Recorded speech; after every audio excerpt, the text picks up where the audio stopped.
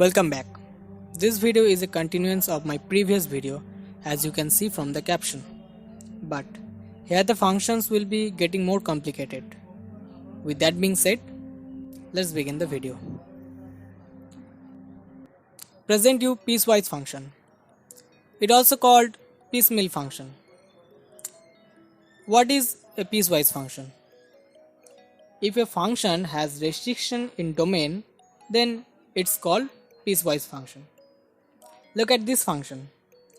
Here are conditions on the basis of which you have to find the values of function.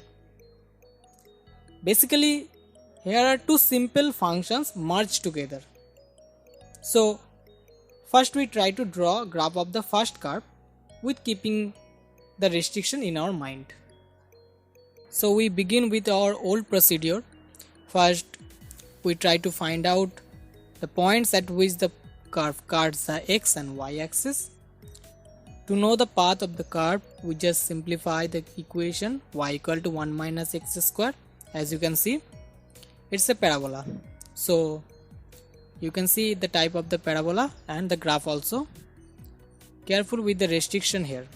X is greater or equal 0. That's why you can draw the graph of parabola on the positive side of x-axis.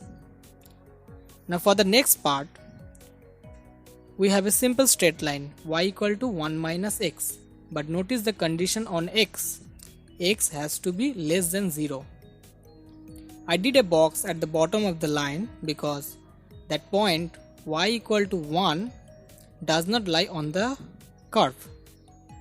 Why? Because x can't be 0 on this line. Now all you have to do is merge these two graphs and you get your final graph of the given function.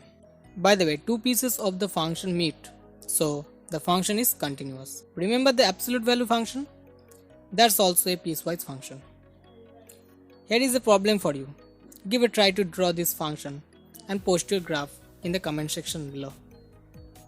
So let's move on to the next function.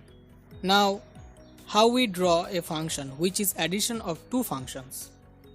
So this is a function addition of two functions y equal to mod x and y equal to mod x minus 2, whose graphs are looked like this.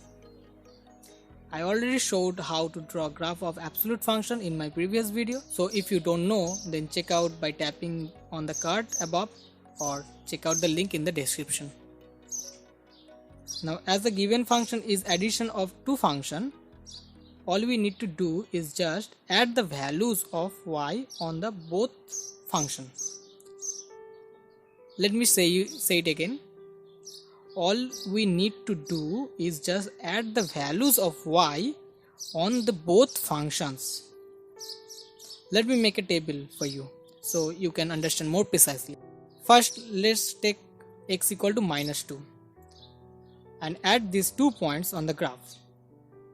See, we have 2 and 4.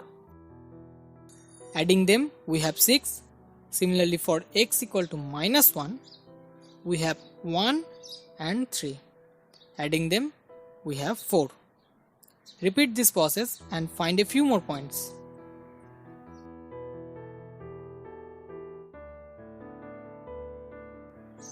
We don't have to find large number of points. Now with the help of this table, we draw the final graph. Just plot the points accordingly, see, and join these points with straight line. And there you go, the graph is done. Next, we will see how modulus affect a function. We draw the graph without mod. Now it's just a parabola. If we put x equal to 0, we have y equal to minus 3, and for both x equal to plus 1 and minus 1, we have y equal to minus 2. So we have 3 points. I plot them in the graph, as you can see, and simplifying the equation, you see it's a parabola of this form. So the graph should look like this. I just draw this curve by my hand on my phone, so it's not that accurate, so please consider my drawing. The exact graph looks like this. Now what happen if we take mod of this curve? Due to mod, all the negative values become positive. So the part of the curve which lies on the negative side of x-axis flip, or you can say reflect in x-axis. The exact graph look like this. And we are done for this function. Finally, now we learn an easy but very useful trick of graphs. Now, if you know the graph of function y equal to fx, then you can also draw the graph of that function if it is added or subtracted by a constant k. All you have to do is just shift the graph vertically downwards or upwards by k units. For example, consider this function. To draw the graph, you only have to know the graph of y equal to x square. Then, as it is subtracted by 3, you have to move the curve by 3 units vertically downwards. Similarly, if added by 3 units, move the curve vertically upward. Let me show you how it looks in graph plotting calculator. Here I increase the value of k. Look how the curve just moved. See that? Now let me decrease the value of k. So it's work like that.